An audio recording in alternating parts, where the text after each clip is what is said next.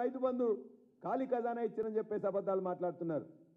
అంతేకాదు గత 3 నెలలుగా 100 రోజుల్లో 16,500 కోట్ల రూపాయలు అప్పు తెచ్చింది కదా, 7,500 కోట్ల రూపాయలు మేము పెట్టినాం కదా, 24,000 కోట్ల రూపాయలు ఎక్కడికి పోయినాయి?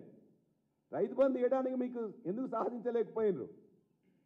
కాబట్టి వెంటనే రైతు బంధుని, రైతు భరోసా 15,000 రూపాయలు ఇస్తామన్నారు, అది పక్కన పెట్టండి, ముందుగా ఈ రైతు బంధుని ఇమ్మీడియట్గా రిలీజ్ చేయాలని చెప్పేసి రైతుల పక్షాన మిమ్మల్ని మేము కోరుతున్నాం.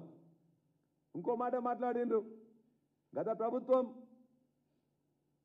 ఏమీ చేయలేదు, వ్యవసాయాన్ని పట్టించుకోలేదు, సాగునీళ్ళు ఇవ్వలేదు, మొత్తం కూడా దండగా చేసిందని చెప్పేసి మాట్లాడినరు ఇదే వ్యవసాయ శాఖ మంత్రులు.